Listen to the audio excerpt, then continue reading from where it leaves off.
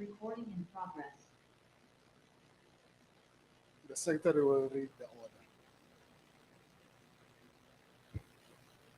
Debate on vote number 13, Public Works and Infrastructure Appropriation Bill. I now recognize the Honorable Minister.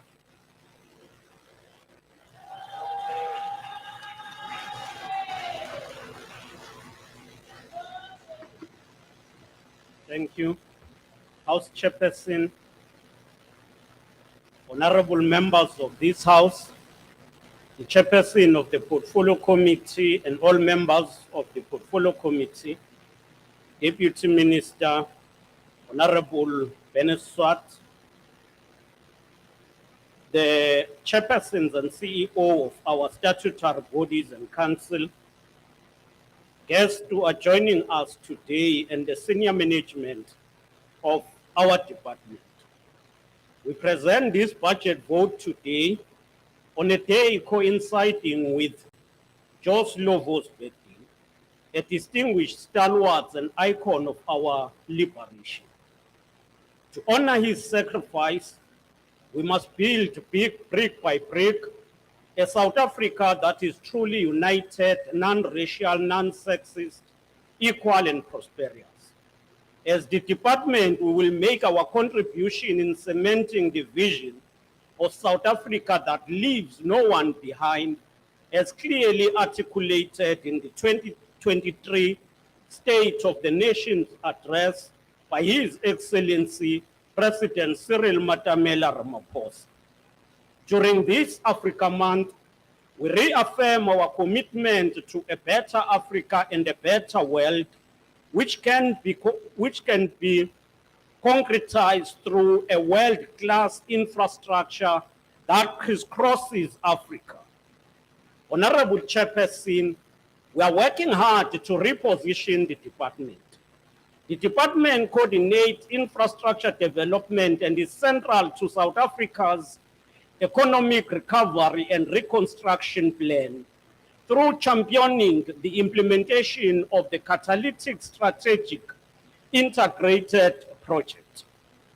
Our objective is to use the property and infrastructure sector to build assets, deliver climate resilient smart infrastructure, facilitate spatial transformation, support economic empowerment, and drive job creation.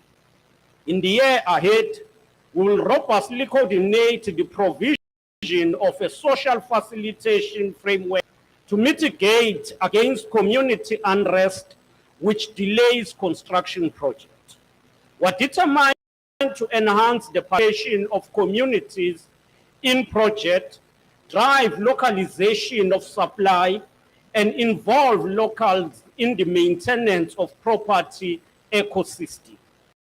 We are resolute that benefit of our programs should go direct to the youth, women, military veterans, disabled people in the whole country. The construction branch will work closely with the Infrastructure South Africa on unclogging delayed projects. Attention will be given to contract management through capacity building, risk management, and continuous monitoring of projects. We have introduced the war room approach, and we're establishing the project management units to fast-track the implementation of projects and reduce the number of projects that are stopped. We're going forward and we're introducing the 10 key delivery method and establishing panels of contracts and consultants to avoid prolonged procurement processes. The department is also addressing vacancy rates which impede the capacity to effectively deliver projects on time and on budget.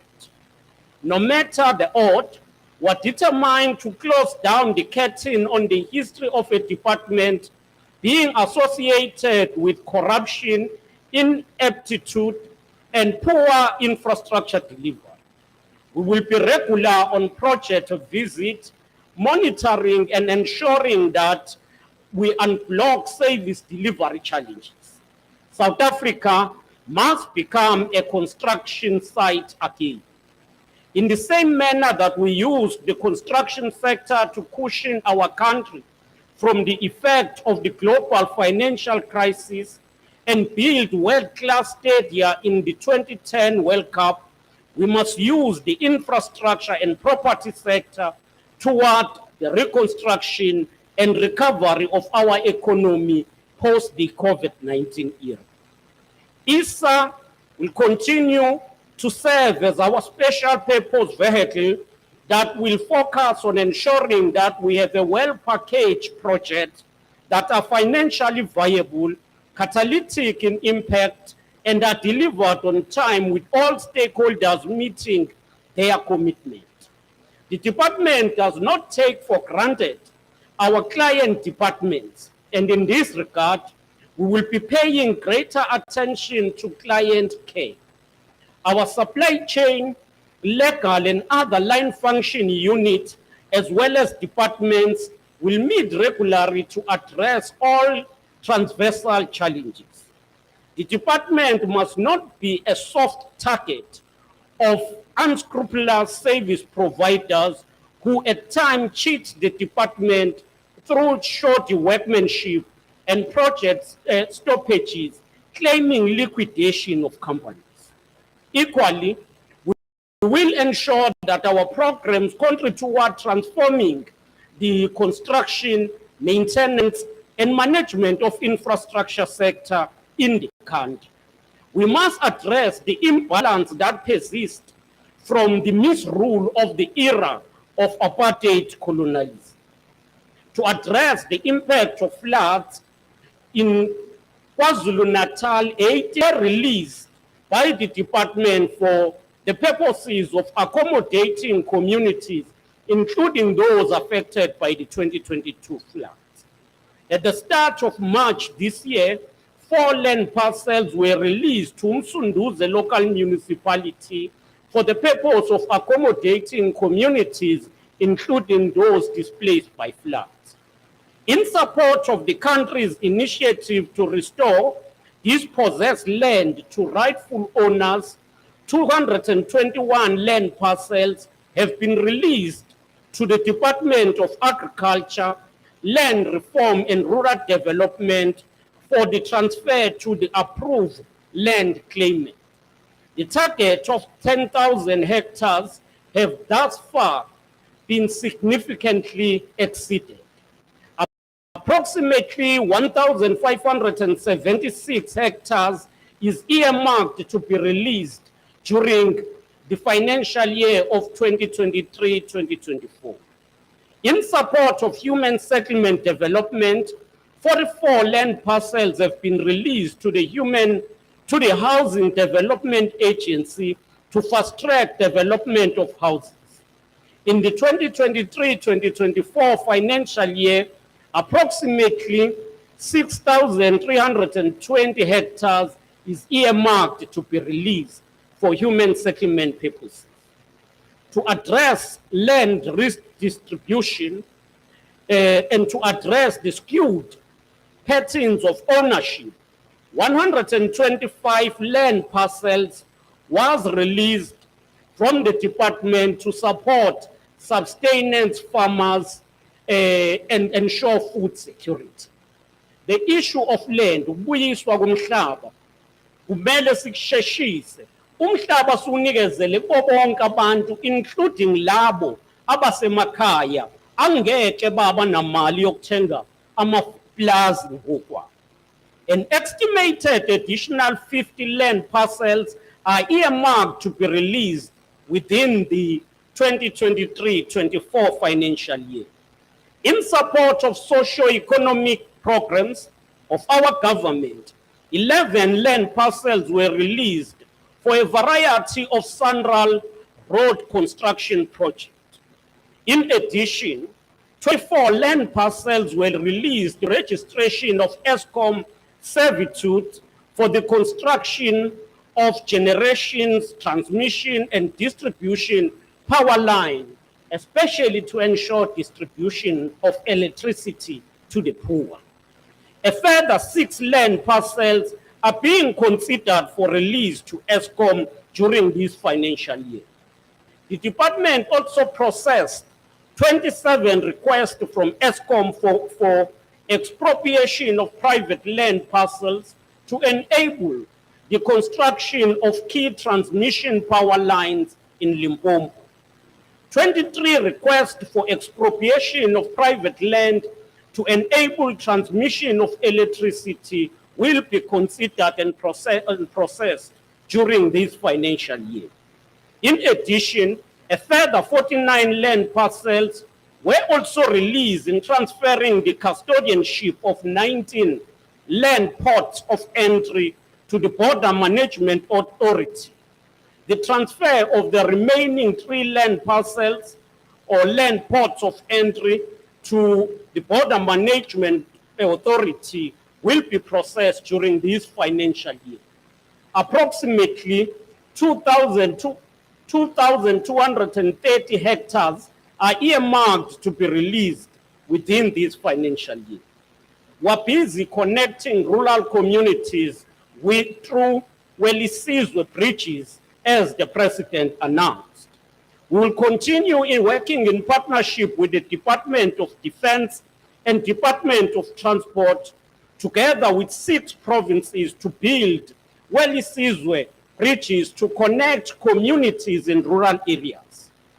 For this project, 3.8 allocation is allocated for MTEF. During this financial year, 96 bridges at a cost of 1.1 billion will be constructed, 17 in KwaZulu, 17 in Eastern Cape, 17 in North, 17 in Mpumalanga, 14 in Free State, and 17 in Mpumalanga. MECs from these provinces are watching and following us as we are working with them on this program. As part of the first phase of small harbor development project, we have repaired and upgraded 13 proclaimed fishing harbors here in Western Cape, which has empowered over 100 SMMEs to the value of over 116 million. The next phase is to identify opportunities for establishment of small harbors in Eastern Cape, KwaZulu-Natal, and Northern Cape. Unlike the apartheid regime that focused on the coastline in Western Cape alone, we are focusing throughout the country. We welcome the participation of the Chinese government, who have pledged to sponsor us on feasibility studies in the 3 provinces. Through Infrastructure South Africa, we are implementing the Infrastructure Investment Plan as approved by Cabinet in May 2020, and enhancing the operation of Infrastructure Fund. In addition to what was reported in 2022, South Africa has amassed a pipeline of green hydrogen project with a value of over 300 billion, which are in project preparation stages.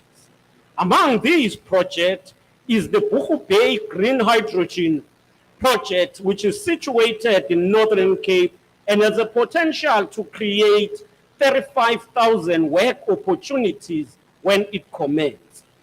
The Infrastructure Development Act provides for the Minister of Infrastructure to gazette infrastructure projects that are economically significant and have social impact. To date, 88 social SIPs have been gazetted, covering foundational infrastructure network in energy, water and sanitation, transport, as well as digital communication infrastructure. The SIPs also cover human settlement, agriculture, and agro-processing. We wish to update this House and the South Africans that the project sponsors and owners have been working with the department, and the progress earned so far include the following. The total value of project completed is 21.4 billion, mainly in roads, energy, and human settlement.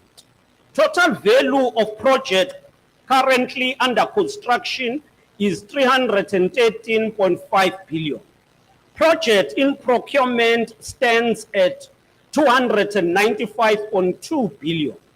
The energy sector infrastructure project pipeline registered with ESA include 180 billion of embedded generation investment program, 50 billion of the risk mitigation independence power producer program.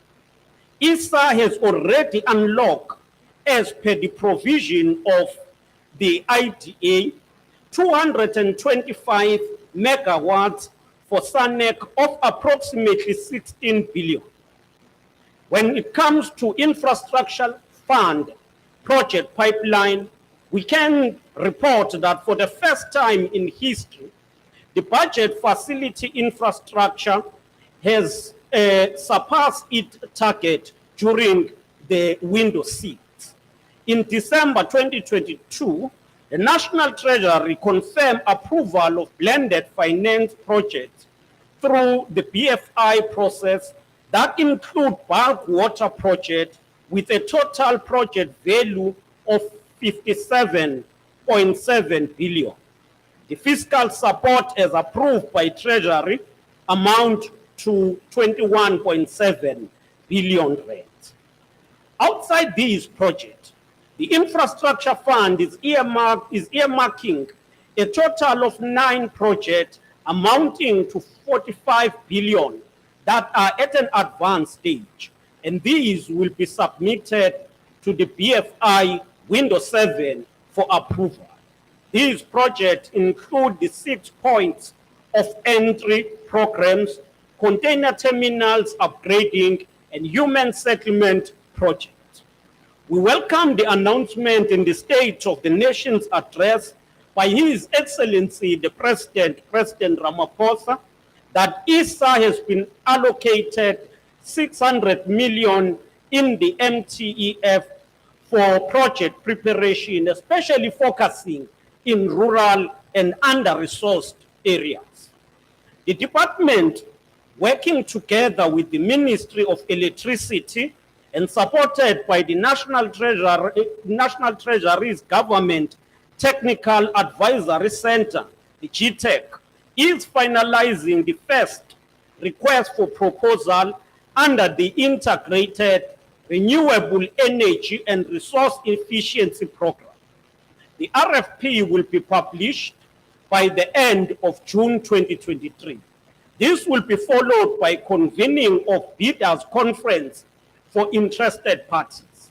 This will be the largest program for procurement of renewable energy resource efficiency on the African continent. It will introduce up to 3,740 megawatts of equivalent capacity through renewable energy.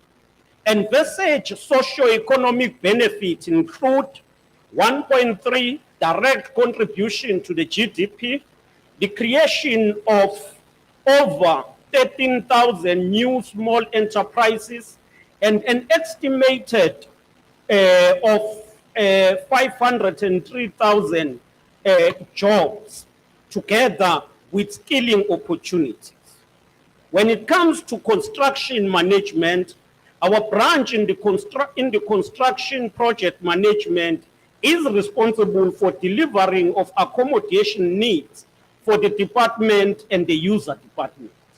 In the financial year of 2022-2023, 3.5 billion was spent on contractors and consultants for infrastructure projects. Approximately 95 infrastructure projects were completed and 65 sites were handed over to contractors. We can report that among these projects, we include Napa Bay Police Station in Namakwa District, Northern Cape. Emanguza Police Station in Umkanyagude is completed, and the construction of jersey barriers is going to start soon. The department's ICT Disaster Recovery Center was completed. Komatiport Police Station in Ehlanzeni, Mpumalanga has also been completed. Further, the department has identified 50 significant projects in terms of budget allocation and significance. These projects will be closely monitored to drive performance and meet delivery deadlines.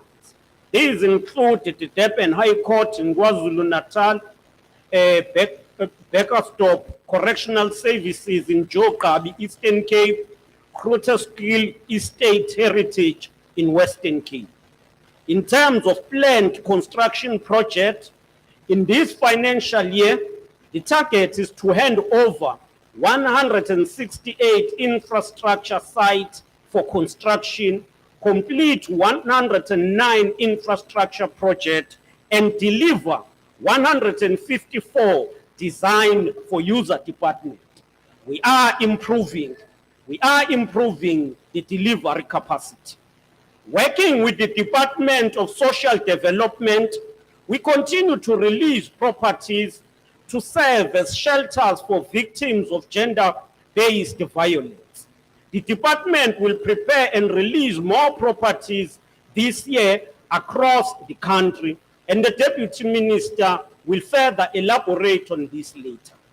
Honorable members, the leasing portfolio has grown dramatically due to unavailability of ready-to-use government properties.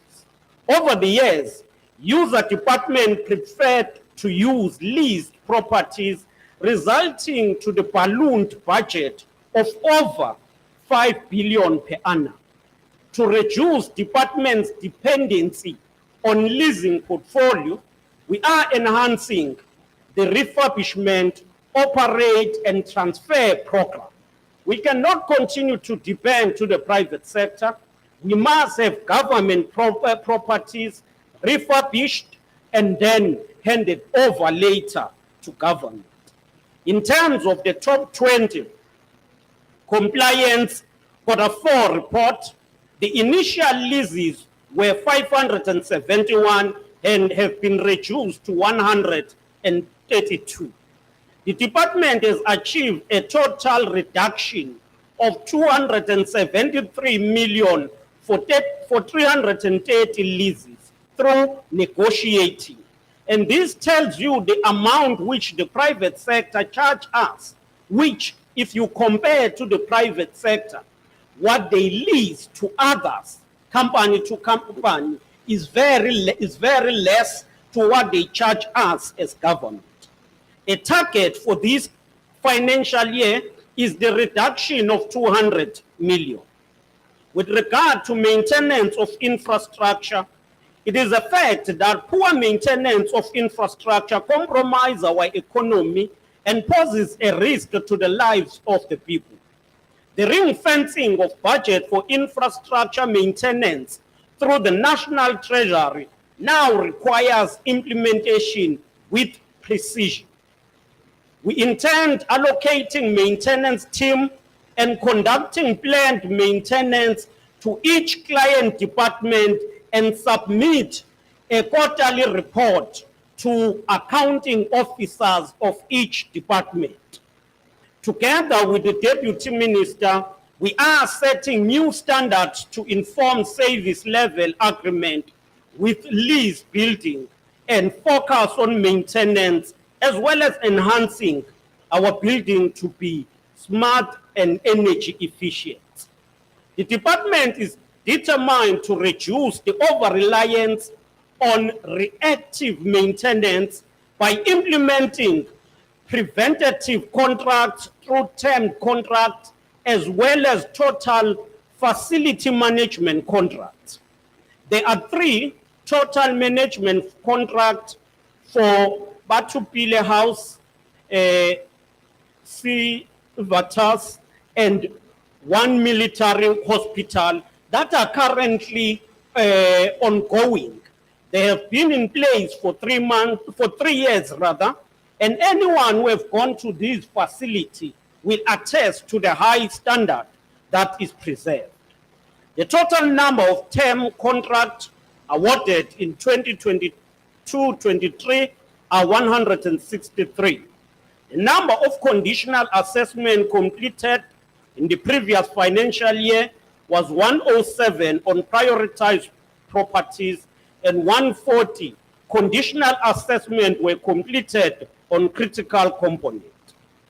In the current financial year, a total of 15 total facility management contracts are projected at an estimated value of more than 434 million for over a period of 3 years. All total facility management companies are aligned and will be compelled to support SMMEs focused on the creation of jobs for women, youth, and disabled people. Conditional assessment will be carried out by a multidisciplinary technical team from a panel in place for an initial 82 facilities. Eradication of asbestos project is underway with the budget estimate of 10 million. The repair and follow-up maintenance of 110 water and waste water treatment facilities as identified by the Green Drop Audit with a projected budget requirement of 250 over the medium-term expenditure framework. We cannot tolerate the invasion and extortion in construction sites. The Global Initiative Against Transnational Organized Crime report revealed that extortion in 2019 led to the delay of 180 construction projects worth 63 billion rand in South Africa, and this cannot be tolerated. Criminal syndicates who sabotage the economy, impede the delivery of infrastructure, and obstruct job creation are nothing but enemies of the poor and our country. And therefore, we're pleased with the progress that is made by SAPS and will continue to work with SAPS in this regard. With regard to the development of skills in the build industry, in 2023-24, the department is awarding 100 bursaries across provinces for youth who will study built environment qualification at a value of 16 million. More needs to be done to address skills shortages, and the focus must be given to black women, especially to ensure that young girls are empowered to enter this space. Through the Youth Professionals Program, 79 candidates will be recruited for 2023-24 financial year. Currently, a total number of 108 youth are employed under the Work Integrated Learning Program and Graduate Internship Program. In partnership with Banksita, the department employed. I am aware, Minister, that this is your maiden speech. You can conclude the partnership at the end.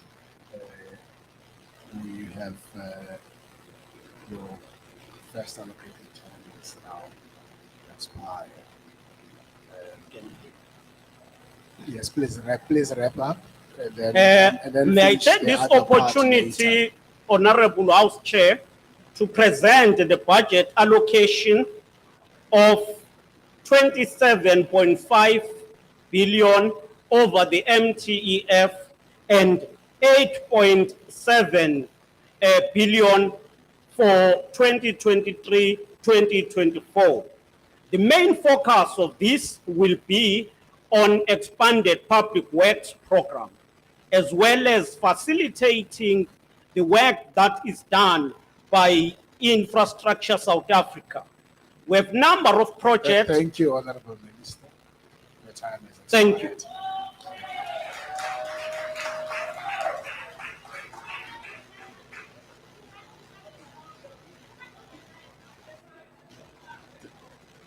The Honorable Tabongwana.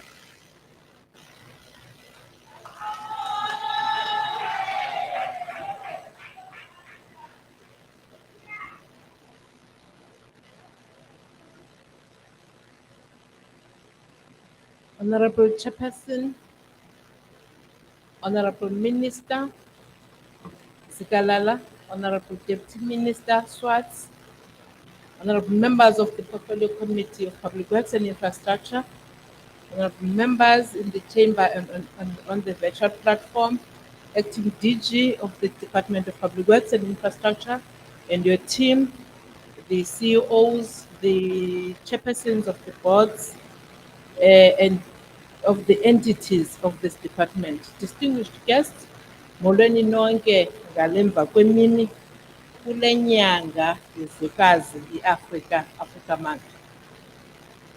This budget is occurring at an auspicious time as the country in 2024 will be reaching the 30 years of democracy under the ANC government. You check the 300 years of the apartheid colonial government. It has been a long walk with many trials, tribulations, and therefore we need to honor our leaders of the struggle who sacrificed their lives for our liberation. Our democracy has brought with it a much needed political freedom for the majority of the population, which were political and economically excluded in every sense through the 300 years of apartheid colonialism. The ANC government has ensured through its policies and programs that transformation can occur at all levels of society and has provided services which did not previously exist, and as well opened economic opportunities for the majority of the people.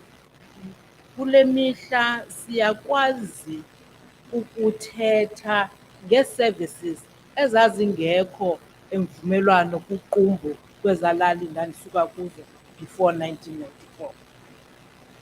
This budget vote of the Department of Public Works and Infrastructure occurs at a critical time when the economy is recovering from the effects of the COVID-19 pandemic and the effects of the devastating floods due to the incremental weather that engulfed some parts of the country.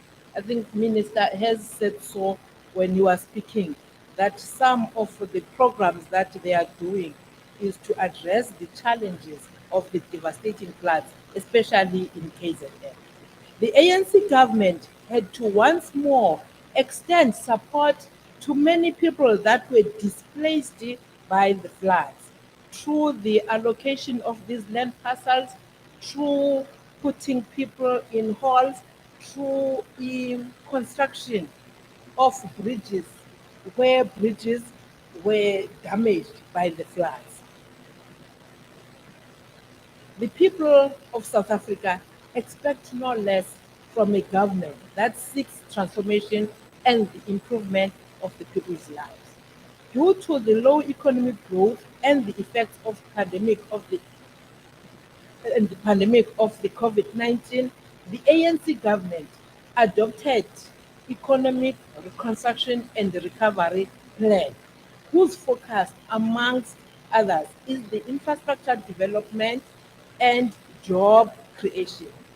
Part of the implementation of the economic reconstruction and the recovery plan is within the scope of the Department of Public Works and Infrastructure and its entities, which are the implementation arms of the departmental programs. This budget vote, amongst other priority programs, sets out in the programs for the implementation, as I indicated, infrastructure development and job creation.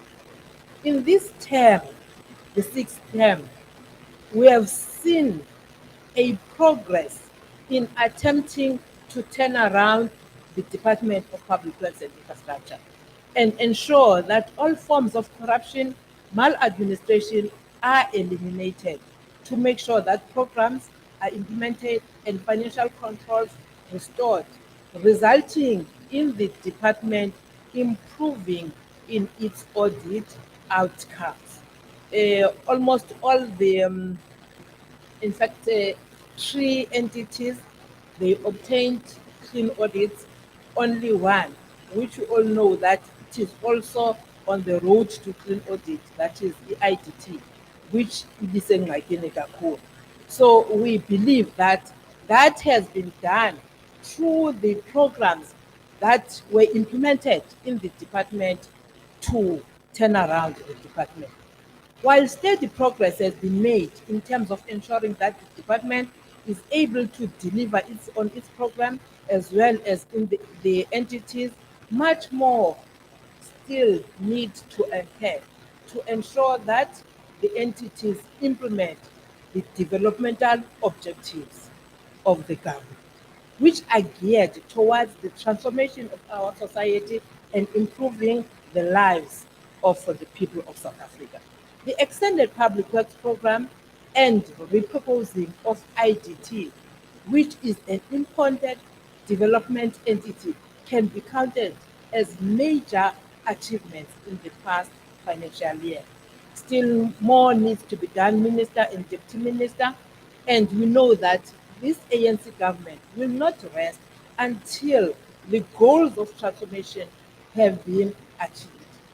The development has 5 critical programs with the budget that the minister mentioned, 8 something billion. I don't want you to call numbers in the wrong way. This budget reflects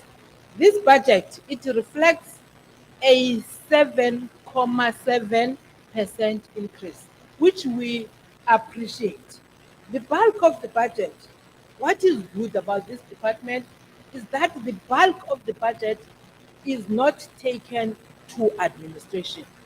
So in this budget, only 6% can be attributed to the administration, while 85% of the budget is geared towards transfers to entities and provinces, as well as municipalities as conditional grants for the implementation of critical social development program, which is the EPWP, which is continuing providing job opportunities and skilling artisans. But with the challenge that we have of the unemployment, we think that still more can be done, Minister. In terms of the administration, the department has been one of the traditional underspending department due to vacancies, but we have seen that towards the end of the last year, some critical posts have been filled. We are therefore, Minister, looking forward in you ensuring that even in this year, critical posts are filled in the department so that we don't have acting. The entities under the department must strive to improve the corporate governance and financial control, as this will enable greater levels of performance and more efficient usage of the budget to execute developmental priorities programs of the government. The department is the custodian and the portfolio manager of the government's immovable asset, and it needs to enhance the value of the properties to ensure that this portfolio serves as the source of revenue of the government. Um, One thing that we have raised, Minister and Deputy Minister, as the portfolio committee, many a times, is the issue of maintenance. Yes, we have properties, but when it comes to maintenance, we don't have routine maintenance. We only do maintenance when it has arisen. I think we appreciate that you are going around and recently you went to these houses that the ministers are occupying. We hope that with you doing that, routine maintenance will be done and the department don't spend much if it is doing routine maintenance. Over the past year, Infrastructure South Africa was created and located within the department. The inclusion of Infrastructure South Africa in the Department of Public Works is important as it is critical vehicle for the coordination of infrastructure development and its associated job creation. There is already a memorandum of agreement between ISA, Development Bank of South Africa, and National Treasury, which spelled out the different functions of each to roll as a pipeline of blended finance project. We appreciate the program that was mentioned by the President on the SONA, the Weli Sihle program. And we have seen the spin-off that came out of that program where kids could not go to school because of the river. We have seen Weli Sihle bridges being constructed to ensure that the children are able to cross the river to go to school. We have also seen this program in KZN where the devastating floods damaged some of the bridges, the Weli Sihle bridges have been done. We appreciate that on the ANC government in delivering that through this department. The department needs to develop a number of pieces of legislation to guide its work and ensure accountability of department and its entities. This should commence with the Public Works Bill that as the Portfolio Committee we have raised it several times that we must ensure that this bill comes into. Legislation is also required in the case of PMTE to perform its function that it has been mandated to carry in relation to acquisition and disposal of property. As I close, the budget vote report has made many important observations and recommendations relating to entities, and these need to be followed up by the department as the implementation. The ANC supports budget vote number 13 of Public Works and Infrastructure. I thank you. Thank you, Honorable Ndobongwana. I now recognize Honorable Zikalala.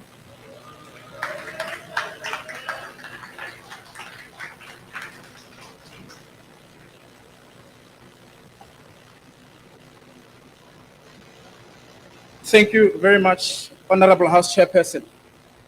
Honorable House Chairperson, since the appointment of Minister Sihle Zikalala back in March, it is important for this House and South Africans at home to note that this minister is yet to attend a single Portfolio Committee meeting of Public Works and Infrastructure.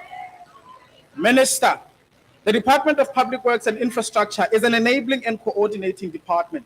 As such, the department has a responsibility to ensure that its client departments such as police, health, education, as well as local government, to name but a few, have the facilities to undertake their respective constitutional mandate.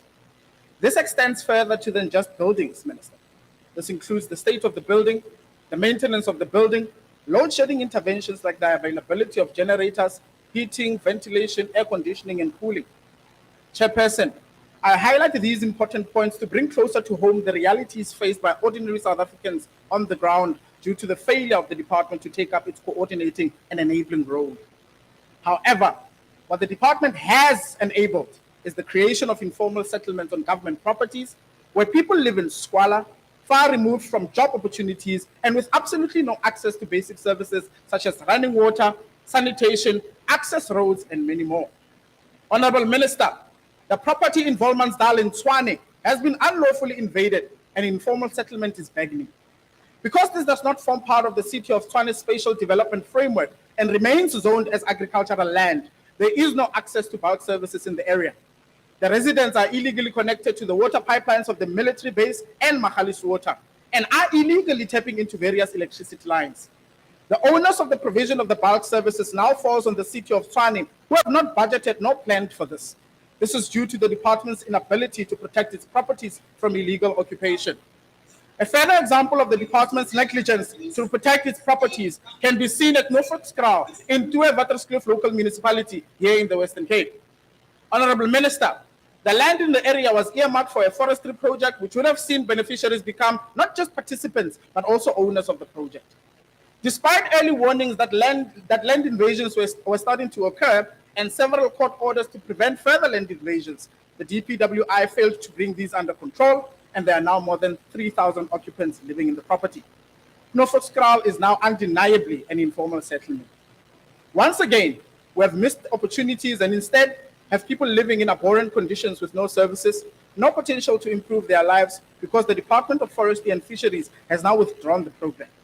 Waterskloof municipality, just like in Tshwane, is being pressurized to formalize the area despite not having neither the resources nor the development plans. While these are large-scale invasions, smaller occupations of DPWI properties are taking place all over the country, and the DPWI seems incapable and disinterested in preventing these. Case in point, Waterloo Green in Wynberg, Western Cape, the property owned by DPWI, has 3 abandoned houses on it, of which 2 are currently occupied by homeless people and criminals. A resident identified one of the occupiers as a person who mugged her. There was a murder on the property and there have been 2 fires.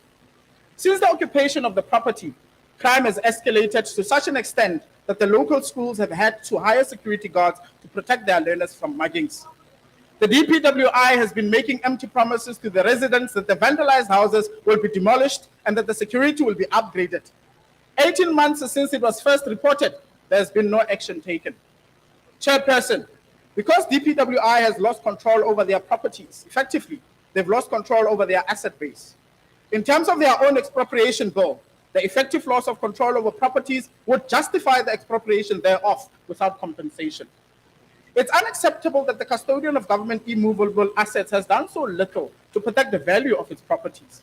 Furthermore, this negligence has placed the financial burden on local government, which is in the form of an unfunded mandate. The lack of interest that the department demonstrates in preserving the condition of its properties can be highlighted in the case of Raswoop shooting range in Brett's Northwest.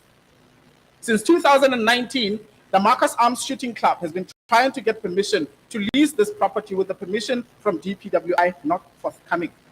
This is despite the commitment to do the necessary repairs to the property in order to render it fully usable.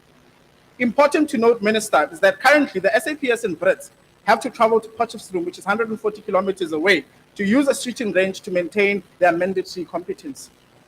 The Real Estate Management Services, a program within the Property Management Trading Entity, has a budget allocation of 13.9 billion for the 2023-2024 financial year, and yet it is unable to fulfill its mandate of managing government properties.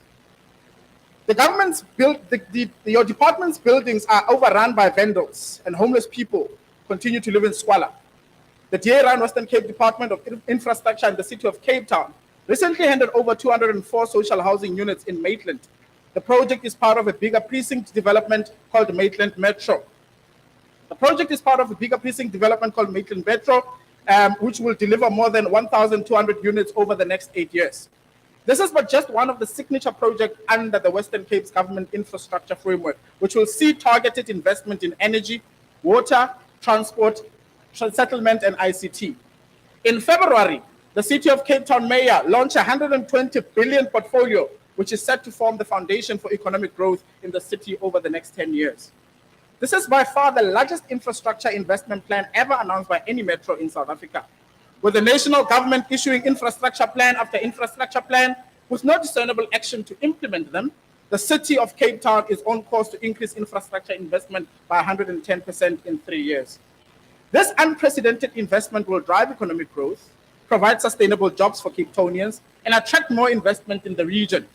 The DA government don't just talk, they act. And the results are there for all to see. The DA gets things done. You should try it. It works.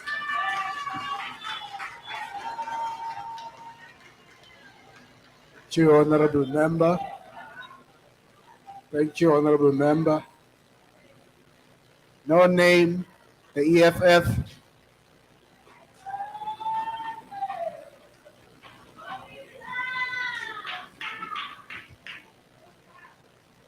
Thank you, Chairperson. Chairperson, let me first start by sending greetings to the Commander-in-Chief, the President of the most progressive movement in South Africa and in Africa since the so-called political freedom, the President of the Economic Freedom Fighters, Julius Sello Malema, officials, commissars, ground forces, and supporters. Let me join my colleagues of the EFF in wishing this mighty organization a happy 10th anniversary, despite the false prophets whom said it will never pass another year and that it will die. Despite all doomsayers, this organization has found itself fighting to implement the first cardinal pillar, expropriation of land without compensation for equal distribution.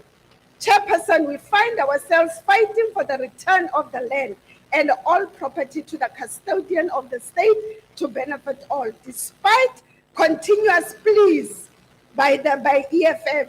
The reality is the Department of Public Works is not ready to do so. Chairperson, the Public Works has gone forth to adopt the expropriation bill that was ill-founded and only benefits the minority privileged in South Africa. The department is the custodian of all property in South Africa, but the department still finds itself wanting and not being able to provide voters with basic infrastructure for schools, hospitals, clinics, exposing them to pit toilets. A department that has let buildings to deteriorate and pose a danger to those occupying them. The maintenance plan that has become so popular on paper still has not been implemented. We find a department that is willing to spend 6.1 billion to rent offices for sister departments and receives a revenue of 5.5 billion in leasing out its own state-owned buildings, which is working at the loss. The department where a former minister alluded on an interview that the department considers selling some of its properties as it's difficult to maintain these buildings. With the load shedding affecting the level of service delivered, thus this department decided to equip houses of ministers with generators as if there's anything significant they are doing for South Africans. No wonder a mayor in Mpumalanga can utter nonsensical comments for residents that they do not have fridges. Why do they need electricity? Residents in Kimberley have been exposed to spend money on transport to visit Home Affairs. When it's load shedding, the generator, by the way, the office is rented by Public Works and they are supposed to make sure that the generator lasts. The generator cannot sustain until the end of the load shedding. Mamelodi Magistrates Court construction was delayed due to incompetence of this department by extending the construction without proper consultation, which reminds us of the Bay Bridge saga. Concerns have been raised pertaining the preventative measures to hold officials accountable. Measures are not sufficient, Minister, nor in place. The question of student accommodation is still giving many students and parents sleepless nights. There are many buildings, Minister, that can be utilized for student accommodation. Maputa Malachi Hospital in Mopani district in Limpopo has been under construction for a new pediatrics ward and a laboratory since 2011 at an original budget of 90 million. Today, this has not been finished, which hampers our people to receive health care. We already have a shortage of hospitals.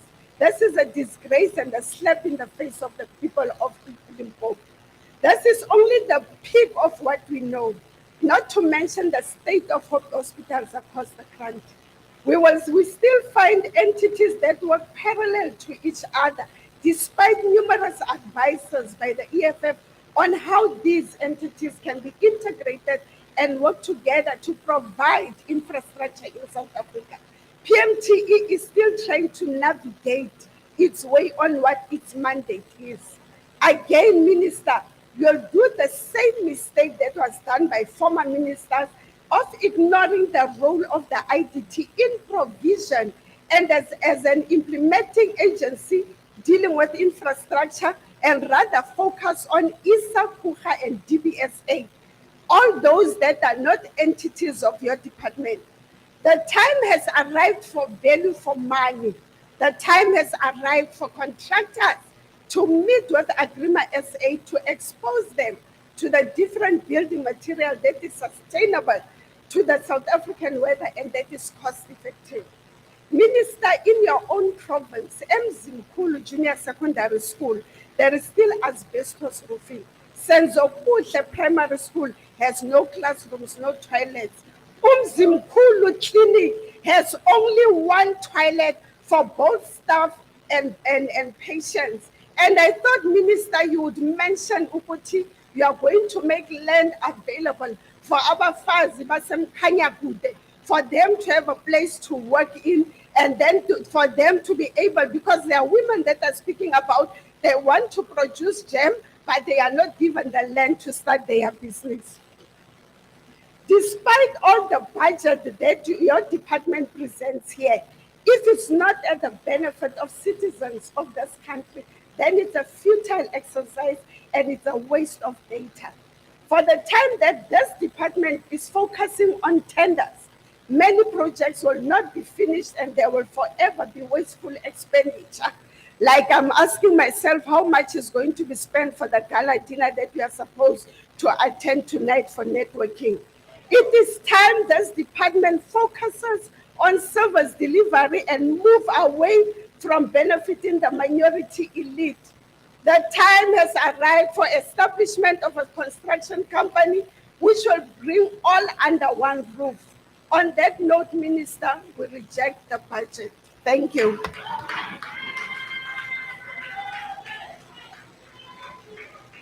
Thank you. I now recognize Honorable Zondo.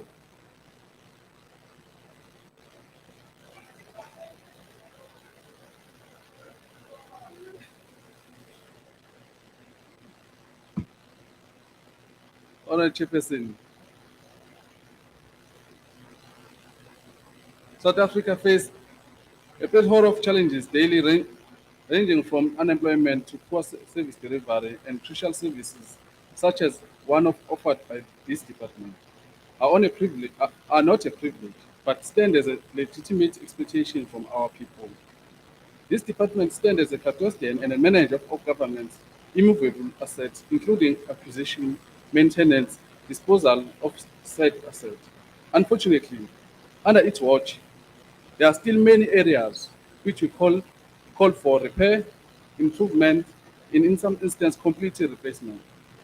To ensure that people's needs are responded to, it is important to highlight a number of areas which we believe need major improvement and intervention from the government. To start off, although crucial decisions and projects are not implemented and/or finalized, key positions, mostly at management level in departments, either stand vacancy or filled by acting staff, which usually result in a loss of institutional memory as well as a break in continuity. There are major security concerns at our small harbors, such as lack of physical security infrastructure, including access gates, security cameras, as well as required security personnel from the harbors, which further expose this infrastructure to vandalism and crime. Although this is the case, no budget has been made available to provide security monitors at these harbors. Budget needed for maintenance to employ skilled personnel needed to implement these maintenance projects remaining available. In the event that these budgets are readily available, it is common occurrence that these funds are not used for their initial purpose. This often translates to a common situation where available funds are partially used for maintenance or completely unused at all, which result to infrastructure breakdown, which require even a large budget for repair in some instances, completely replaced. While encouraging proactive scheduled maintenance in place, such as Robben Island, which employ the government to strengthen security measures, which will include inter alia 24 hours monitoring cameras, armed guard, coordination with South African police services. We also strongly encourage routine patrol for officials of South African national parks and Navy to be considered. To ensure that this department is running efficiently, and that the target has set are reached on time. The Minister should facilitate an engagement with the Minister for Forestry, Fisheries and Environmental for some amendments so levies can be revised. The department should ensure that there is a skill development and an employment component is a in small harbors and that collaborate with the local FETs, colleges for skill development. Kungithusile mkhaya wami ukuze ukhuluma ngekhukhula ezahlasela KwaZulu-Natal ngesikhathi usenguNdunankulu waKwaZulu-Natal. Ekubeni sizokhumbula ukuthi kwagcina kunephungane elavela ngesikhathi sakho ukukhulunywa ngeindaba zamanzi udiza lapha endabeni ukuthi kukhona ongakwenzanga kahle. Ngiyafisa sengathi njengoba usulapha uphinde wathola ithuba ungalisebenzisa ukulungisa isimo esibhekene nabantu bakithi namanje abasahlala emaholo namanje imigwaqo engalungisiwe infrastructure namanje safile edinga ukulungiswa ukuze abantu bakithi impilo zabo ibuyele esimeni. Sinikeze nendawo uhulumeni ukuze akwazi ukwakhela abantu bakithi laba abahlala emaholo abangenazo indawo abanye abashiywa zihlobo zabo namanje abangazi bethola. Although all these issues have been raised time and time again, the government has shown a serious disinterest in this addressing them. Our people are heavily related on the department. As a result of this phase, the IFP support this budget. I thank you. Thank you. Thank you, Honorable Member. I now recognize Agbare van Staden.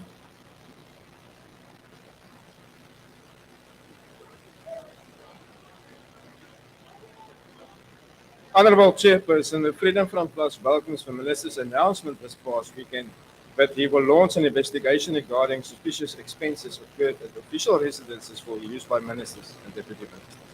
These expenses are not a new occurrence, and we can no longer allow it to continue. 1.4 million for the renovation of a kitchen, 54,000 for curtains, 50 million for fuel for generators, and even worse, the replacement of light bulbs for an amount of 19,000 rand. While South Africans are suffering without electricity, the lights are burning at these residences in Pretoria and Cape Town. While our hospitals are suffering due to the fact that infrastructure is collapsing, these huge amounts are spent on our official residences. While the maintenance of our government buildings are not given the necessary attention, and where this department suffer a huge loss of revenue due to this problem, these huge amounts are spent on official residences. While South African infrastructure is busy collapsing on a huge scale, these amounts that makes no sense at all are being spent on official residences. While our children must attend school in pitch dark classrooms, these senseless amounts are being spent. While our students must attend dark universities, these amounts are being spent and wasted. While the South African Institution of Civil Engineers Infrastructure Report Card for 2022 found that South Africa's infrastructure is in a crisis and described as at the risk of failing or unfit for purpose, these amounts are being spent on our official residences. While the elderly suffers in old age homes due to the fact that they cannot utilize electricity for their oxygen machines, these senseless amounts are being spent on senseless items. While South Africans has dry taps, these amounts are being spent on official residences. This government needs to sort out its priorities, and we simply cannot continue on this path because of South Africa is suffering and bleeding to death. In the annual performance plan for 23-24, it is indicated that it must be ensured that infrastructure is used as a catalyst to drive economic growth and employment through partnership with the private sector. However, Freedom Front Plus is of the opinion that this will not be achieved with the current racist laws like affirmative action and broad-based black economic empowerment in place. Get rid of these racist laws and you will see how investments will flow to this country. Get rid of the red tape and allow the private sector to expand, and then you will see economic growth and job creation on a huge scale. Then you will see industry rights on a huge scale. Get rid of expropriation without compensation, then you will see South Africa rise as the best country in the world to live in. Fraud and corruption has already taken its toll in the Department of Public Works and Infrastructure. The Beitbridge border scandal, the Causey Bay border scandal, the scandal relating to COVID-19 procurements, and the list go on. Until today, we have not seen anyone jailed for these corrupt activities. Since the establishment of Infrastructure South Africa in November 2019, that is supposed to be steered by the Minister of Electricity, Dr. Ramaphosa, we have not seen any positive contributions that this new entity has made towards the upgrading, refurbishment of buildings of new infrastructure across the country. South Africa is in dire need of new hospitals and clinics, new schools, new port buildings, new police stations, new railways, new border fencing, new roads, new electricity infrastructure, houses for the poor, water and sanitation, new dams and bridges, and the list go on. Our harbours are certainly not up to standard and needs urgent attention. In the words of this department's own annual performance plan for 23-24, the challenge is the availability of robust, credible, and bankable project pipelines. The allocation for infrastructure projects for 24 departments is welcome, as we simply cannot afford that our government buildings fall into decay on a daily basis. The South African taxpayer cannot afford this, and this government must see to it that this problem is resolved on an urgent basis. The maintenance of government buildings and the lack of an effective maintenance program is an area of great concern.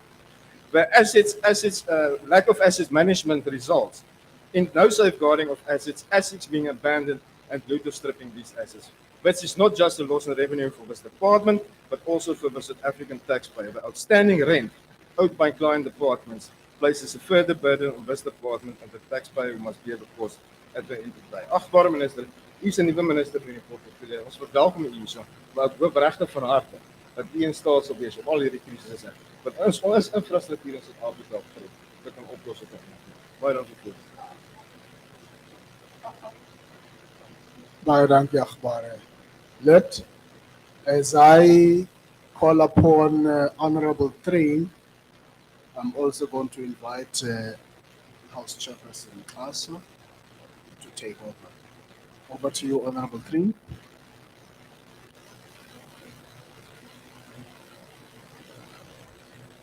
Thank you, Honorable House Chairperson. The ACDP asserts that much can be said about this department regarding the challenges that it faces at, for example, Telkom Towers procurement process and the SIU investigation into corruption at the 85.7 million Jersey barrier wall tender in Jozini. Time, however, does not permit to go through all of these challenges. The ACDP has repeatedly said that the Department of Public Works and Infrastructure is the largest property owner in the country, yet produces some of the poorest outcomes in this area, particularly when compared to the private sector. If properly managed and run, this department could be less financially dependent on the taxpayer as it leverages on its property base. As set out in the Government Immovable Asset Management Act, GIAMA of 2007, the Public Works Department and Public Works and Infrastructure is mandated to be the custodian and portfolio manager of government's immovable assets. However, from 2012 to date, PMTE has been unable to fully implement Occubus, which is the development of a comprehensive asset register, a requirement from the Auditor General. It is incomprehensible how this department or any organization can function effectively without knowing exactly what it owns, opening the doors for corruption and hijacking of government buildings. While the ACDP acknowledges the work done by the expanded public works program in creating work opportunities with its budget of some 3 billion rand in program 3, we have also consistently, as the ACDP said, that this needs to be translated to meaningful, permanent jobs for the millions of unemployed South Africans. Let's take plumbing, for example. There are about 120,000 untrained people in South Africa who call themselves plumbers, but only 20,000 of them are qualified. The Department of Public Works and Infrastructure is mandated to address the lack of technical skills and management capacity, and properly skilled, qualified plumbers are desperately needed in South Africa. The ACDP has become aware of the lack of coordination of the different departments to work together and implement some simple but crucial actions. Together, today, the housing projects intended for the 3 underutilized military airports in Cape Town, which could provide homes for some 67,000 households, is mired in the apparent lack of policy coordination between the Department of Public Works, Human Settlements, Defense, and the Housing Development Agency. Here, Minister, is a project to implement and provide housing, low-cost housing, to our residents. However, it is apparent that the red tape reduction Time is program up. of the president is moving at a snail's pace because of challenge of policy red tape. The ACDP cares, and let's provide solutions to our citizens. Thank you. The next speaker is Deputy Minister of Public Works and Infrastructure.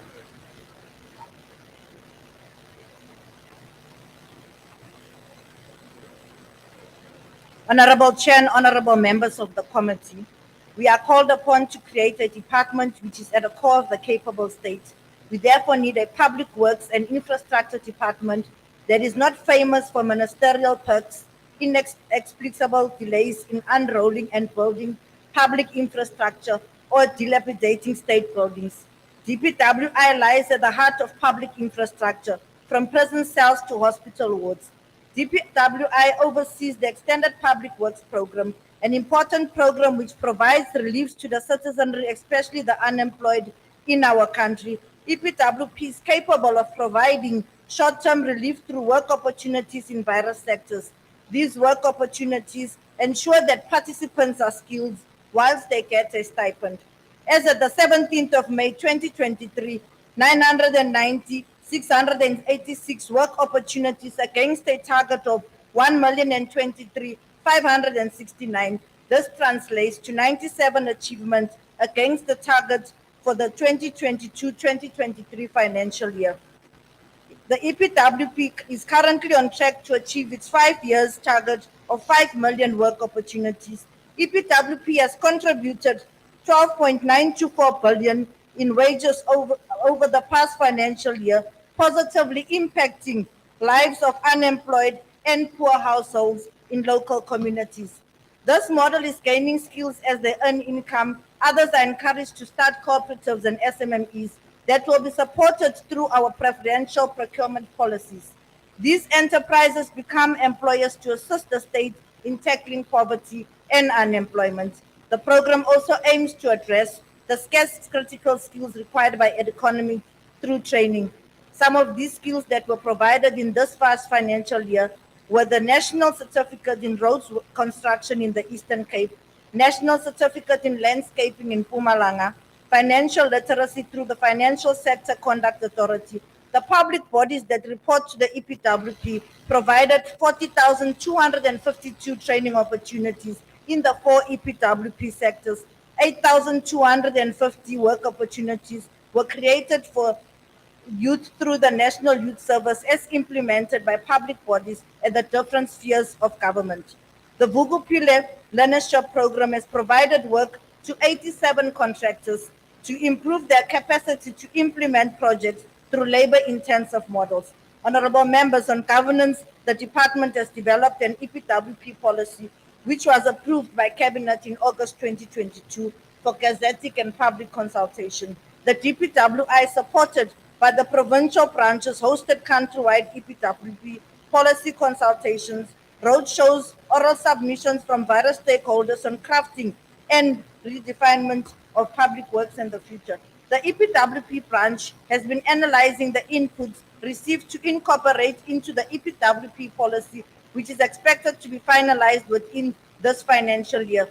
EPWP Phase 4 is in its last year of implementation, and the DPWI is currently undertaking a midterm budget review of this phase, evaluating the progress of the business plan to date, performance against set objectives, targets, strategies, and implementation modalities chosen, efficiency and efficacy of institutional arrangements, constraints, opportunities, and corrective actions needed for the EPWP to achieve maximum impact. Findings of the review will inform the formulation of recommendations for the enhanced implementation of the current phase in the coming months, as well as the design and planning of the next phase that is to start in the 2024-2025 financial year. EPWP is celebrating 20 years of existence this year, and there will be various activities to commemorate this milestone in the form of roadshows to visit and showcase legacy projects that have been endured across various sectors. DPWI oversees the Council of the Built Environment, a statutory body established by the Council for the Built Environment Act 2000. In the first financial year, CBE received a clean audit with no material findings. The CBE remains focused on enhancing good governance and sound financial management and sound internal controls. The program by the CITP has been effective from April 2021. It is the first mass-scale development initiative for the South African construction industry. The program supports skill development and professionalization and enterprise development. As our minister announced recently, 8 billion will be set aside for enterprise development. We're implementing the directive of His Excellency President Cyril Ramaphosa's State of the Nation address for our nation to put 30,000 artisans in training this year as follows. Approximately 1,000 contractors will receive development support per year. Public sector contracts, 450 million will be spent on workplace training per year, whilst 10,000 learning opportunities will be provided per year to EFT learners and artisans, and 1,000 learning opportunities will be provided to candidates per year. The progress for the amendment of the CITB Act 38 of 2000 will be advanced through enforcing mechanisms, expanding the CITB registration services, and enhancing the role of private sector in the development of the construction industry. Agreement South Africa is responsible for the alternative construction methods, ensuring that new and innovative construction materials which are safe, durable, and meet the required standards. The entity provides a voluntary certification service for non-standardized construction product systems and components. During the 2022-23 financial year, ASA spent 11 million on level 1 BBBE SMMEs in the response of economy recovery and reconstruction plan. ASA plans to spend 30% of its total procurement spend on SMME falling under the designated group. As of the 31st of March 2023, ASA had spent 6.4 million on designated groups. Also, in support of the DPWI Green Building Policy, the organization has nearly spent 4 million in developing specifications for the eco-labeling scheme. After its near collapse 2 years ago, the IDT again is showing a great deal of potential. 45 projects were completed during the period under review. Breakdown in performance. That's of the 45 new infrastructure facilities completed against the annual target of 21, equaling 86 performance level. 27 of the 45 facilities were either upgraded, renovated, or rehabilitated against a target of 25 non-greenfield social infrastructure facilities completed, equaling a 108 performance level. Late transfer of funds by clients' departments and the devastating floods in large parts of KwaZulu-Natal led to the challenge in performance. 96 new contractors out of a target of 60 were placed on the panel of contractors for the contractor development program. Of these 46%, 44 are women contractors out of a target of 40 women contractors, and 39% are youth out of an annual target of 30 youth contractors. In the year ahead, the IDT will do more to ensure that people and persons living with disabilities also participate and benefit from our economic empowerment programs. EPWP non-stand sector program contributed 770 million to the BBBE spend, which increases the total percentage of expenditure to 69%. EPWP exceeded its target, creating a total of 109,871 work opportunities through the NNS program against an annual target of 64,000 work opportunities. Expenditure trends over the past 3 financial years indicate that for 2022-23 is higher than that of the past 3 financial years. Total program expenditure achieved by the fourth quarter of the 2022 financial year is 3.509 billion, below the targeted 5.27 billion. The Prestige Accommodation Portfolio. The department is the custodian of the Prestige residential accommodation, as well as the provision of movable assets like furniture and movable structures of state events, among other clients including the President, the Deputy President, and members of the executive committees. We carry the mandate to ensure that all clients occupying these residences are housed safely and their needs are addressed. The department is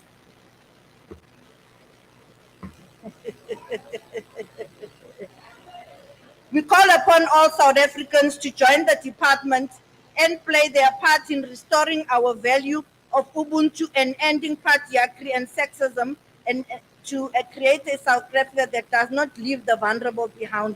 South Africa works because of public works. God bless Africa. God bless South Africa. I thank you.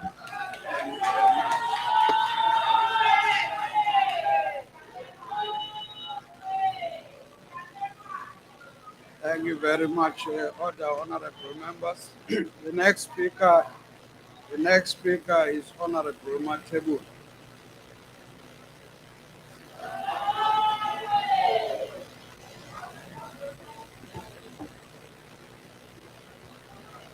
House Chair, the Order, Minister, honorable Deputy members. Minister, the Chairperson of the Portfolio Committee, our Chief Whip, our Whip, who's part of this meeting, however, she's virtual. Members of Parliament, House Chair, this budget vote occurs at the dawn of the country reaching 30 years of democracy in next year. While apartheid left majority of people in a state of poverty, inequality, unemployment, and economic exclusion, it was to the democratic government to correct the historical injustice of the past. This occurs with minimal fiscal resources, as the democratic ANC had to deal with apartheid debt first, while effecting social programs such as building nearly 5 million houses and electrifying 6 million homes. The ANC government programs seek to ensure that there is transformation in the lives of the people. It is important that at this point, we are able to balance it, we are able in a balanced manner to measure our success and challenges to ensure that we are able to strengthen the successes and deal with challenges to effect transformation in the country. For the ANC, transformation of the lives of the majority is a fundamental principle, and it will not be replaced by the status quo of the apartheid past. There has been much progress recorded by the African National Congress government in the Department of Public Works and Infrastructure, and there are equally challenges which government has to deal with, as reflected in the budget vote report. The budget is an instrument of transformation, and this budget vote and the programs under the department reflect priorities of the African National Government, of the African National Congress government, to ensure that there is qualitative improvement of the lives of the people. Therefore, it is imperative that the departmental programs and performance plans of the entities which have been allocated a budget in this financial year achieve their deliverables from programs to positively impact on the lives of our people. A critical program developed by the ANC government was in the Extended Public Works Program. This program was created to reverse the effects of poverty, unemployment among working class and poor communities. Is carried out through the entities, provinces, and municipalities. This program provides opportunities to unemployed people who are not necessarily able or skilled to find employment. It therefore provides an income and skills to poor households which may not otherwise have an income. It is the difference between falling into poverty or being given a handout. Over the 5 years, the program has met its target of employing nearly 1 million people per annum, and it will meet its medium-term strategic framework target of creating 5 million work opportunities for our people, dear servants, African National Congress. This is certainly an achievement worth celebrating as of the 30th anniversary of the democracy, as we have a major portion of the budget dedicated to social wage to improve the lives of the majority of the people of South Africa. In addition to the EPWP and the EPWP as the component of the budget, it has commenced with skilling programs to artisans. Currently, this is a small program which requires gaining further funding for expansion. This program is a skilling program and trains artisans in important service sector skills. It has trained people in hairdressing, electricians, plumbers, mechanics, and many other professions. Through an agreement with NETLEC or at NETLEC, recently, 9 trained artisans in motor mechanics and auto mechanical and electricals were placed for work at Isuzu manufacturer for 9 months on probation, and they were absorbed into a permanent workforce. Those that are skilled are now able to start small, medium enterprises in local communities as part of development of township economy. It is important that Public Works is able to guide these trained people and artisans to small business development to obtain assistance for the creation of SMMEs and vocations. House Chair, this is a social delivery. This is called improving the lives of people, and this program must be strengthened. In this financial year, the department must achieve more with less through impactful spending on this program. As job creation is a critical component of the ANC government program, it should seek synergies with various sectors and presidential employment stimulus package to ensure that maximum amount of training and jobs are created. Since its inception, the Independent Development Trust has engaged in a social infrastructure and social development projects, which include schools, clinics, community centers, community libraries, and these occur in predominantly rural areas in all our provinces in the country. For an example, the IDT developed the Hainas Maternity and EMS facility in the Northern Cape, which serves the needs of mothers and those people who are in need of emergency and medical services. This is a facility which is needed by the community and which did not exist previously. In Limpopo, the IDT developed the Sleteng Community Library, which was needed by the community, especially students which did not previously exist, as well as we all know well what Fairwood said about education of the black population. In KwaZulu-Natal, the IDT has developed a number of schools and worked with Youth Development Center. The IDT over a number of years experienced financial challenges due to donor funding, drying up, and entities' inability to collect client fees, which caused a decline in the institution. In the financial year of 2019-2020, the executive withdrew the entity strategic plan and as well as the IPP to that year. For that year, our budget vote report details the role of the portfolio committee in wanting to save this important infrastructure development entity.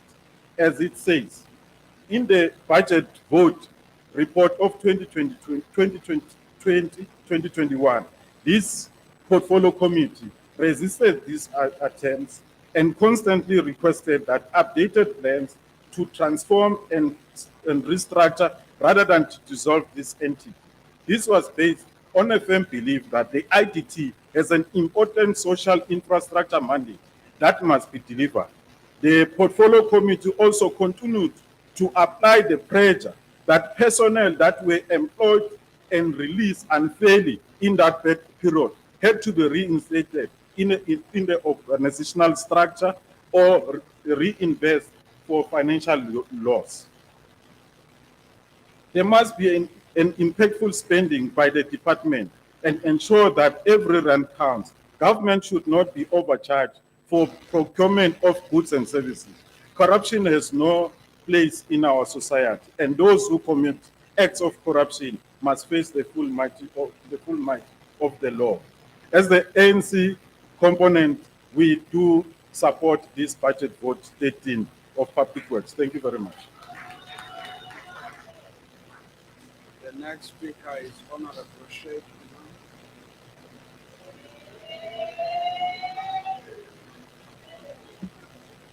Thank you, Chairperson, and thank you very much. The National Freedom Party will support the budget vote tabled here today.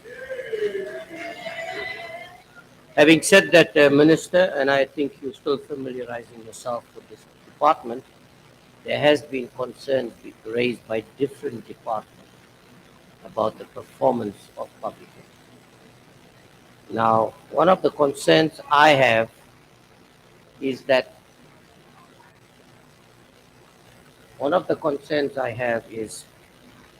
very small. Honorable, there's a complaint about the lights there. Yes, please.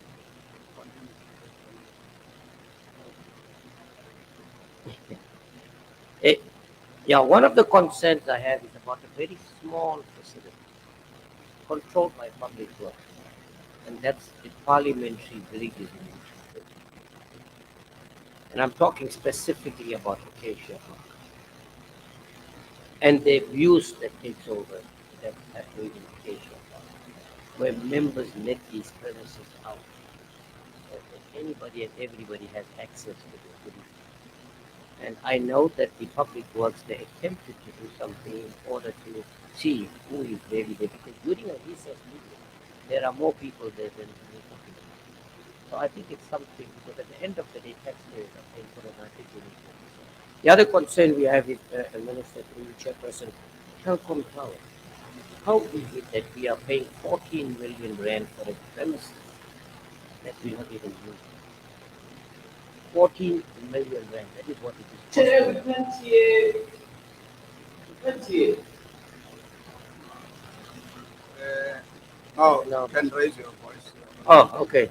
Well, normally I don't need a mic, but I don't know. Some of them are complaining about that. Now, the other problem is just that, the maintenance of the buildings under the department. For a long period of week, we find that it's been deteriorating and very little or nothing like it. Now, I'm not sure whether it is the departments that should also take some responsibility. But my understanding is that it falls directly under public works, and public works should. The other thing is this: when we've traveled abroad, particularly in the SADC region, there were indications that the South African government owns a whole lot of buildings that is being deserted, and that it did not form part of our asset register, and I'm not sure why. We've requested on numerous occasions that we look into this, because they showed us some of the buildings, particularly in some of these SADC countries that we've been to. So I think that's another thing that we need to look at. I don't know what happened, and this is a very important point. We were advised that just before the 1994 elections, there was a whole lot of properties that were disposed of by the apartheid government, and documentation was destroyed so that we could not track it. And I want to plead with you, Minister, to have a look at that and see where are these properties, who are the key beneficiaries that benefited from the South African properties that were disposed of just before the elections. I think it is very important. The National Freedom Party will support this budget. Thank you. The next speaker is Honorable Sihle.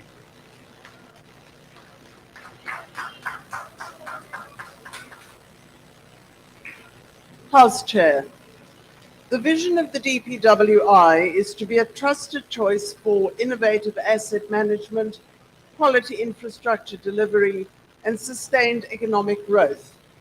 Its mission is to provide strategic direction and quality services that offer innovative and proactive socio-economic infrastructure delivery and the maintenance of public assets while protecting the environment and the cultural and historic heritage of this country. Lofty ideals, beautiful words, until you realize that we live in South Africa and the ANC government is in charge of this department for now. And such lofty ideals are impossible because of cadre deployment, rampant corruption, lackluster, and even MIA leadership, hallmarks of the DPWI. So endemic is the level of distrust in the DPWI that the government doesn't trust the DPWI with the reconstruction of its own rebuilding of the parliamentary precinct that was gutted by a preventable fire had the recommendations of the legendary BDO report not languished on the desk of the then minister for 12 months. The DPWI has the potential to be a powerhouse of job creation, large-scale infrastructure projects and maintenance contracts. But aside from the obvious inability of this another night of candles government's challenge of keeping the lights on, the need to deploy cadres and to employ only ANC members have rendered many of these SIPs mere vehicles through which to finance the ANC's 2024 election campaign. The DPWI has a massive budget of almost 9 billion rand for the 2023-2024 budget year. One of my primary concerns lies in Programme 2's target of the immovable asset register, the bane of every budget speech I have ever had the privilege to deliver, because it never seems to be completed or audited. Without an audited IAR, very little of the pipe dream can be accomplished, as the DPWI cannot implement its own Government Immovable Asset Management Act, and therefore it cannot apportion land for the building of schools, police stations, hospitals, or clinics. It cannot appropriately lease buildings to client apartments or repair buildings it owns before they fall into such a state of disrepair that they are of no further use to anyone. And they can also not prevent the destruction of heritage buildings, like the glass houses that once proudly stood on the grounds of the Union Buildings, home to the veterinary services of Gauteng and known as Vrede House. All that remains are a shell indicating where the building once stood and a name board with a non-existent telephone number, a pile of rubbish in the Union Building gardens, a national key point, a tourist attraction, a crying shame. In general, the CIDB is performing well. One of the greatest barriers to success, though, is the failure of the DPWI to provide a timeline by which the Public Works Bill, the CIDB and the CBE amendment bills will be tabled before Parliament. Another is the lack of will to address rogue contractors or cadres who are awarded tenders, disappear before the project is completed, or whose work is unsatisfactorily done and then disappear, but get paid for their work, only to reappear under another name and get another tender. But ordinary citizens are denied valuable work opportunities, essential construction projects, and EPWP workers lose their payments. A crying shame, a pitiful lack of caring. The CBE appears to be addressing its vacancy deficits. How well remains to be seen. The word transformation overwhelms everything, but we wait to see it in practice. But while transformation is vital, upskilling and professionalism is even more so, and this must be accomplished through appropriate policy and regulation promulgation. Built environment professionals feel marginalized. They don't feel heard. They feel intimidated by leadership and a system that they say has failed them. This needs to be guarded against and representative policies created that acknowledge professional skills appropriately. The shining light in the DPWI is Agrimar SA, the certifier of innovative building technologies and techniques. They have just launched an eco-labeling system that is a first in South Africa, and they need to be congratulated. Their work is lauded across the world, but sadly, not in South Africa. We have a national parliament to rebuild. It needs to be done, and Agrimar SA has wonderful green eco-labeling, friendly eco-solutions that have to be considered. But the Minister and the DPWI don't even consider their products. What a crying shame, what a tragedy, and what a slap in the face to Agrimar SA. In 2024, when the DA is in government, these lofty ideals will be a reality, not a pipe dream. I thank you.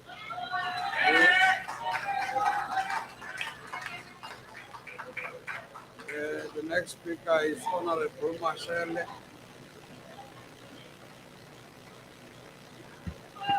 Mutshami wa xitulu, timembara ta Palamende ya Riphabliki ya South Africa, Minister na Deputy Minister of Department of Public Works, the Chairperson of the Portfolio Committee on Public Works, citizens of our country, good afternoon. House Chair, the democratic breakthrough of 1994 brought about much needed political change and freedom to the people of this country. However, the victims of apartheid regime were confronted with the historical injustice of the past and the struggle against structural challenges of poverty, inequality, unemployment, and the historical economic exclusion. Since the ushering of democracy in 1994, the ANC-led government implemented programs of transformation to improve the quality of the life of our people. While political freedom enabled government to widen the base of opportunities, it is also at the same time had to deal with reversing the historical challenges of the past. The ANC have declared this year as the year of decisive action to advance the people's interests and the renewal of the people's movement. It is to this theme that I wish to dedicate the focus of this budget vote 13 of Public Works and Infrastructure. Transformation is not a single moment, but a process. Its success and challenges are a fundamental part of the process. This is fundamentally where the ANC differs with these ones on my left. It is evidently clear that some of the opposition parties will prefer the status quo, while the African National Congress seeks to reverse the historical injustice of the past and improve the quality of the life of our people. The budget vote on public works and infrastructure assesses the performance of the department on 5 programs, which are critical towards ensuring that the service delivery becomes possible through these programs and their entities. This budget vote is also about infrastructure development through the implementation of ERRP. Part of the infrastructure development of the department is that of small harbors. Coastal communities outside the major urban centers have economic difficulties due to the lack of investment, and being able to access ocean economy will improve the standards of the life of these people. Small harbor development has been gazetted as SIP 21. An amount of 501 million is allocated to this financial year for the restoration and the development of these small harbors. In this financial year, it is important that small harbors of Port St. John's, Port Alfred be developed, including small harbors in KZN, the Northern Cape, as there are unproclaimed harbors. This is important for the development of rural villages, small towns, rural municipalities that requires local economic development to ensure job creation. The new small harbors will create jobs in the fishing processing, harbor management, and maintenance. In the existing 12 harbors in the Western Cape, there has been investment and upgrading of facilities which have created job opportunities for the local people. At the same time, there are a number of challenges which must be dealt with in terms of the security of these facilities and the personnel which operates these harbors. Criminal elements that have intimidated harbor personnel and destroy harbor infrastructure must be dealt with. These facilities should be protected for the benefit of the communities, and we cannot allow lawlessness to hijack and slow down development. The department and PMTE under which development of small harbors falls must work with law enforcement agencies to to eliminate these tax from this imported infrastructure. PMTE needs to develop a strategy and business plan for leasing of properties around small harbors at market-related prices, which is fair to business development to collaborate rather than the evergreen month-to-month contracts which they enjoy. It is imperative that in this financial year, significant improvement of revenue of PMTE be recorded. This will act as a measure of increasing value for the property portfolio of government. The entities under the department in the form of Council for Built Environment, Construction Industry Development Board, Agrima SA were created for specific purposes and need to operate on their mandate. Over the years, these entities have built the necessary skills and capabilities which should be harnessed for government construction programs. Registration of professionals is an important part of work of these councils. Efforts must be made in that regard to fix the concern raised by the Portfolio Committee of transforming these bodies. Agrima South Africa continues to provide innovative product certification for SMMEs and contribute immensely towards economic growth and job creation in South Africa. Given the current electricity crisis, it is important that PMTE, through Agrima South Africa, begins a process of greening government properties through alternative energy and other innovative green technologies. It is important that there is an impactful and qualitative spending in the implementation of government priorities and programs. Communities on the ground need to feel and see the impact of these budget allocations, Honorable Minister. At the commencement of the sixth administration, this department and its entities have had many challenges, including corruption, maladministration, weak corporate governance, and financial controls in the entities. This has begun to change with greater levels of stability in staffing at senior management positions with the required skills, and there's always a room for further improvement. Most entities have functional boards and management structures. They must now focus on getting clean audits and aid the ANC government program for the benefit of the people of our country. When Minister Dlil was still the minister in this portfolio and making progress to improve the functioning of the department and its entities, it was not difficult to detect soft grapes on the part of these ones. They criticized the minister rather than criticizing those things that needs to be corrected and hold the minister accountable in Parliament. The new minister has hardly been in the portfolio. While trying to come to grip with the extent of the work required, is already criticized by the opposition parties for making a comment that there's a budget for small harbors and not being with the committee on its oversight business. This is similarly unhelpful to play the person than the ball. Honorable members, through the Department of Public Works and Infrastructure, the ANC-led government will demonstrate that government can successfully play a creator and enabler for jobs. We remain committed to create quality and sustainable jobs for the people of South Africa. It is for this reason that the ANC supports the budget vote 13 on public works and infrastructure.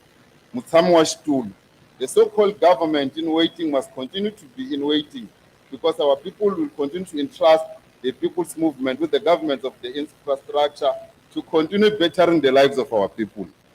Those who parade their racist agenda here in the Western Cape must take a chill pill. Watch the ANC build a united, prosperous, progressive South Africa. The commander of hooliganism with his blessers in green must calm his people and marshal them to support the people's budget. The epitome of white supremacy commanded by the fundamental racists must support the budget of our people. It's somewhat two important issues that should be noted here.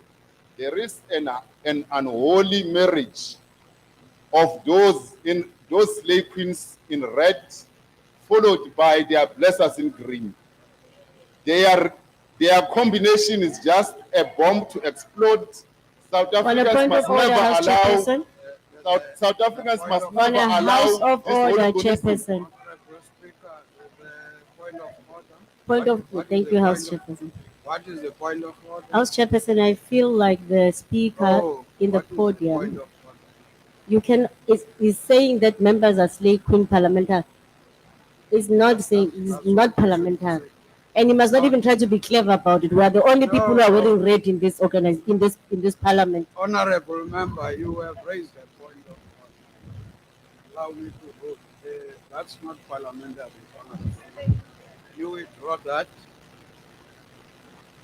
Those that are in red as slay queens. Can you please withdraw the slay queen? I withdraw, Chair. Thank you. On a point of order, Proceed, Chairperson. Proceed. No. You can't conduct the meeting like that. I apologize, I've just Chairperson. ruled now. Yes, you have, but I still have another point of order. Oh, no. Can't allow that. That's not allowed. Continue. Chairperson, it is wrong for this member to refer to slay queens. Honorable. This is a problem. You come here and you call your own people slay queens. It is the problems that we're facing in this country. Young women are being called slay queens, and this man is promoting this word here in Parliament. Honorable member, that's what I'll do. Can I allow you to proceed? Thank you very much. I think it have hit home. Honorable Minister, you must know that the enemies of the progress in South Africa will always have a problem with development. Your enemies will always accuse you of causing dust even if you dance in the water. Honorable Chair, the people's budget should be supported by all those that are progressive. Thank you very much. You have 2 minutes added. You have 2 minutes more. Oh, thank you. Over to Honorable Minister. Thank you, Honorable Chair. Honorable Chair, I cannot conclude this debate without thanking the Asset Forfeiture Unit and the SIU for the work they've done in ensuring that they investigate all properties that have been stolen from the department. And this is one area that we're still going to continue, bring back properties of government, including those that were disposed before. Honorable Chair, the expropriation bill will be finalized in the last quarter of this financial year. During this year, we will ensure that it is canvassed and brought back and finalized. The Construction Industry Development Bill has been consulted, and we were advised to seek two consultation, one with the National Treasury and one with Justice and Constitutional Development, and that have been done, and we're finalizing their input. The update of the Public Works Bill will also be consulted with the stakeholders during the year 2023-24. May I remark on a few things said earlier? Honorable Hicklin, you made a mistake of issuing a statement and then tell your colleague, Honorable Sihle that we have been with you in the portfolio committee. Now, the fact that portfolio committees are held virtually allow even those who log in and go to sleep to pretend as if they are in attendance. If you attend, you log in and you go to sleep, don't come here and make that our business. It's your own business.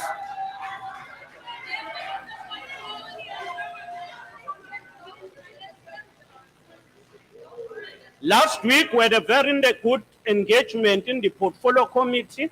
We will have engagement tomorrow. May I take this opportunity, Honorable Suisa? Thanks for your contribution you made. Unfortunately, your researchers are not well informed. Umzimkhulu Clinic was refurbished in 2018. The women in Umkanyawu, when we were there, were given number of support. Those are women who were given from implements to facilities, even transportation. They are now supplying all boxer and all shops, wholesalers there. And if you talk just a minute, these are among areas where Let's not round this. these are among areas where the ANC-led government has delivered a factory that process amarula. So you can't speak like this. The only point that we may take, of course, we are paying attention to IDT. And IDT will continue to be an implementing agent of choice for us as Honorable member, honorable member, honorable member, can I take you out of the meeting? Out of this meeting, please.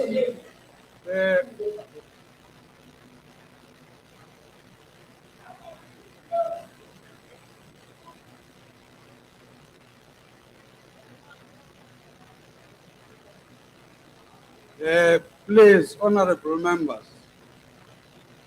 Unfortunately, I couldn't call her by her name. And once I do that, I will take her out of the meeting. So we are collecting that. Otherwise, we are. I don't know what you are doing. Proceed, honorable. On a point of order. And honorable. No, it can't House be Chairperson, on a point of order, we're being insulted. It can't be you. It can't be me, why not? Oh, I'm saying I'm looking for your name now. You are disrupting the meeting. I'm not disrupting the meeting. I am here and we're being insulted and I'm calling a point of order, Chair. In fact, when you were speaking, honorable member, I'm chairing here. I'm saying I'm not recognizing you. Okay, can you recognize me, Chair? It is No. my right to be recognized. When that member is calling us slave I will queens, not with things recognize coming this side and outside, that's why we're No, not I will listening. not, because of what you have done before. I will not recognize. I wonder what the rule is. I think. Proceed. Thank you, Honorable Chair. Honorable Van Staden, I thank you for your humility and the manner in which you have engaged. I, however, want to engage with you. The problem we have in South Africa is that those who were oppressed have accepted and want to build a new South Africa which is truly non-racial. Where we are, it is not because we like to have an affirmative action. Affirmative action is as a result of 342 years of oppression that was imposed on blacks. Affirmative action oppressed women as blacks, affected women as women, and oppressed women at work. And therefore, we're not going to compromise. We are correcting the historical injustice which was perpetuated by the apartheid regime. Now, don't come here. I think we will plead with you to accept that in South Africa there was once colonialism and there was apartheid. And the two systems worked against blacks and Africans in particular. Now, I think there is a view about entities. All entities are going to be attended and given support. And they are going to be supported, including IDT. Thank you, Honorable Chair. The Chairperson.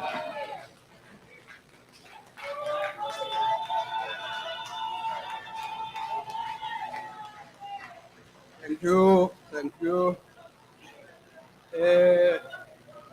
That concludes the debate and the business of this mini plenary. The mini plenary will now rise.